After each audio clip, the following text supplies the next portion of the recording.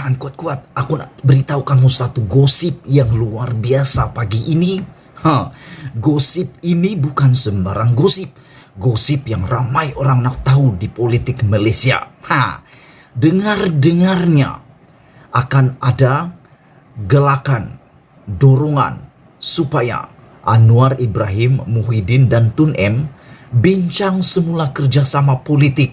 Wow, ini satu berita yang amat dinanti-nantikan oleh seluruh rakyat Malaysia. Bila lagi semula 3 orang, 3 kepala, 3 pribadi hebat ini untuk berkongsi pentas sekali lagi, untuk bekerja sama sekali lagi. Ini bukan gosip sembarangan. Ini bukan gosip yang mungkin kau cangkap sembang kari.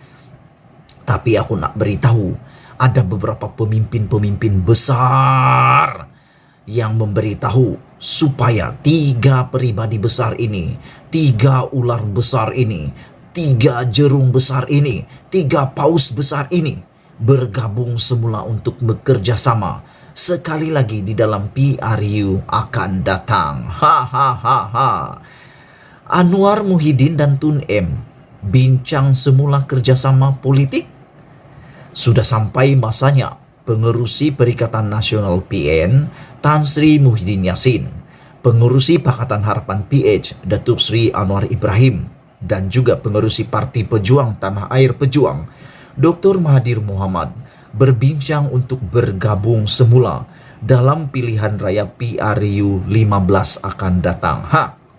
Sebelum kita teruskan gosip hebat ini, sebelum kita teruskan ulasan tanpa sempadan ini, bongkar sampai terlondeh ini, tinggalkan dulu komen kamu.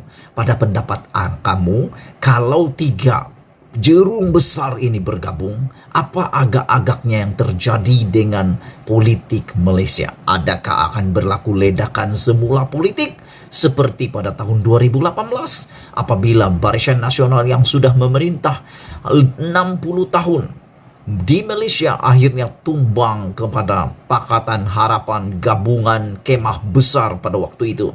Kalau kamu rasa boleh menumbangkan, tolong tinggalkan komen kamu. Atau ada juga yang cakap tak perlu lagi percaya pada Saka Tua, tak perlu lagi percaya pada abah kau itu, dan macam-macam lah yang mereka cakap, macam-macam lah yang mereka gelar dengan Tun Mahathir dan juga Muhyiddin Yassin ini. Walau bagaimanapun, pada pendapat saya, kalau ini berlaku, kalau gabungan ini menjadi kenyataan, ini satu perkara yang pasti akan memeningkan kepala Blok Barisan Nasional. Mungkin kalau tiba-tiba kalaulah besok Barisan Nasional menghadapi gabungan 3 jerung ini, tiba-tiba bergabung Tun Mahathir, Anwar Ibrahim dan juga Muhyiddin bergabung sendirian, dan mereka tidak masuk Pakatan Harapan tapi membentuk gabungan baru.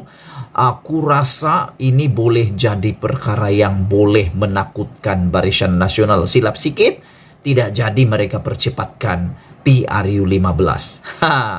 Bendahari Kelab Veteran Bersatu Malaysia KBVM Saiful Anwar Yahya berkata, semua pihak perlu melupakan persengketaan dan ego masing-masing. Sebaliknya, merangkas strategi bersama-sama untuk PRU 15. Kekalahan PN dan PH dalam pilihan raya negeri Johor dan Melaka baru-baru ini sebenarnya ada satu hikmah. Ini melihatkan di mana kelemahan PN dan juga PH. Kelemahan ini boleh dibaiki dalam PRU 15. Persoalannya sekarang adalah, adakah mereka mahu kelemahan ini dibaiki ataupun diteruskan? Karena ego, karena prinsip, biar sajalah kalah sampai selama-lamanya. Mungkin begitulah. Ada orang yang suka kalah terus, ada orang yang mencari kemenangan. Terpulanglah sama dorang. Kita boleh gunakan formula kerjasama politik yang sama dalam PRU 14. Dan ini sudah terbukti berjaya. Terbukti berjaya, memang berjaya. Kalau 3 ini bergabung, parti politik. Pertama PN, kedua Pak Pejuang, dan ketiga PKR bergabung. Aku pikir ini akan menjadi gabungan paling gagah perkasa yang mungkin boleh menyaingi Barisan Nasional.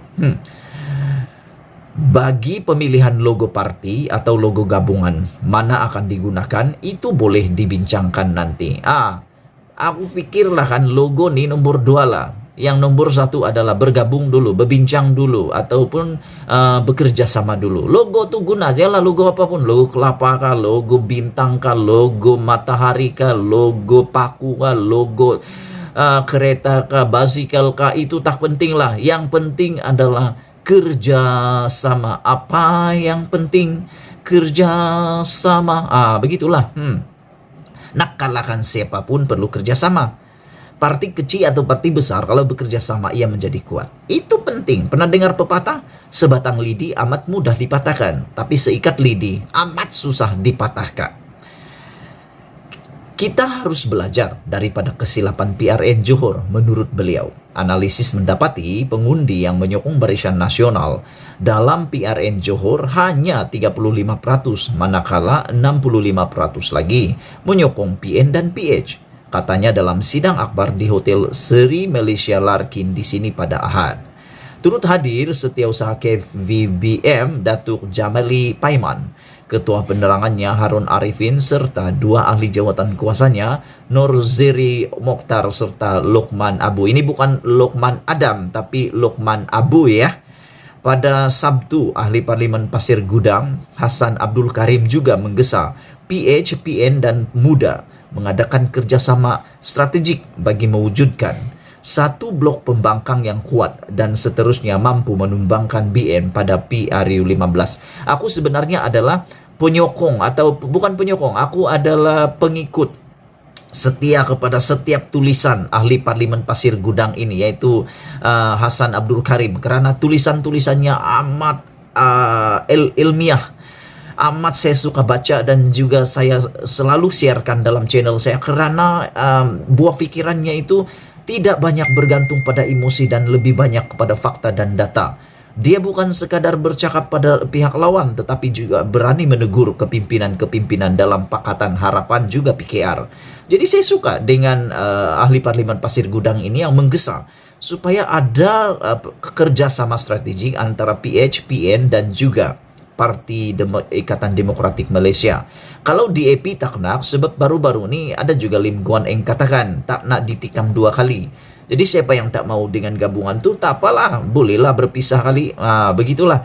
Pengerusi Parti Pejuang Tanah Air Pejuang Tun Dr. Mahathir Mohamad sebelum ini menjangkakan akan wujud pakatan antara parti-parti politik bagi menentang BN dalam PRU15 kerana perpecahan hanya memberi kelebihan kepada BN.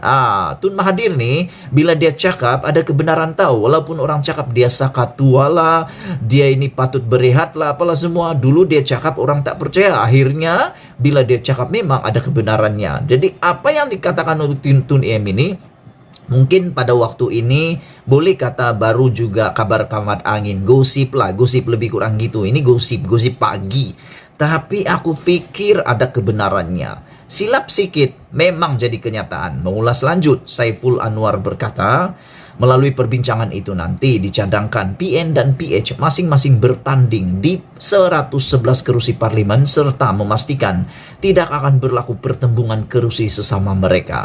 Paling penting 1 lawan 1. Kalau 1 lawan 1 ada harapan menang. Macam di Johor dulu, saya buat analisis besar, saya dapati kalau 1 lawan 1, Barisan Nasional tidak akan menjadi kerajaan di sana. Tapi apakan daya, macam yang saya cakap dalam channel saya sebelum ini, walaupun jaringan itu 1-0 saja pun, kalau itu memang jaringan, tetap juga dia menang. Tetap menang. Jadi tidak alasan. Alasannya adalah karena Anda tidak bersatu. Katanya bagi parti pembangkang lain, contohnya Pejuang, Muda dan Parti Warisan, mereka boleh memilih untuk menyertai PN atau PH dan semuanya perlu mengutamakan semangat setia kawan dan mempunyai matlamat yang sama, yaitu menang PRU15. PN dan PH boleh tanding di semua 222 kerusi parlimen. Kita bahagi 2. PN tanding 111 kerusi parlimen, PH juga tanding 111 kerusi parlimen. Kita bahagikanlah supaya tidak ada satu kerusi pun yang bertembung, katanya. Beliau akui akan ada parti-parti komponen dalam PN dan PH mempunyai perbezaan pandangan. yang menyukarkan rundingan, termasuk beberapa pemimpin gabungan politik tersebut sudah pun mengeluarkan kenyataan membantah rancangan itu baru-baru ini. Namun katanya itu semua hanya pandangan pribadi pemimpin berkenan serta tidak mewakili parti. Apabila keputusan sudah dipersetujui kepimpinan tertinggi nanti, semua pihak perlu akur untuk kepentingan semua.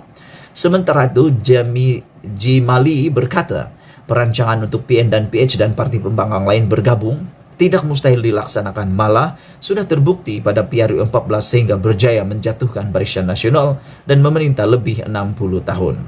Tambahnya, amat penting hanya 2 gabungan politik bertanding dalam PRU 15 karena PRN Johor membuktikan PN dan PH gagal sedangkan BN sebenarnya tidak kuat serta masih lagi ditolak rakyat. Saya setuju dengan ayat terakhir itu. PRN Johor sudah menjadi bukti, bukan BN diterima oleh rakyat sepenuhnya sebenarnya, tapi masih ditolak rakyat. Itu data dia. Datanya rakyat masih menolak Barisan Nasional di Johor, tetapi oleh karena pecah undi, Barisan Nasional menang besar. Itu datanya. Jadi tahniahlah, Barisan Nasional tetap menang karena apa? Karena mereka menang perpaduan. Jadi janganlah menuding-nuding orang lain, tudinglah diri sendiri. Pada pendapat saya sokong kalau ada kerjasama politik antara parti pembangkang. Nak jadi siapa Perdana Menteri, jangan pikir dulu Perdana Menteri kalau belum lagi menang, bosku. Menang dulu baru pikir. Ini balik-balik pikir Perdana Menteri, belum menang lagi sudah pikir. Jumpa lagi. Malaysia kita punya, kita jaga sama-sama, cintai Malaysiaku. Bongkar jangan tak bongkar, ulas jangan tak ulas, bongkar sampai terlundi. Bye-bye.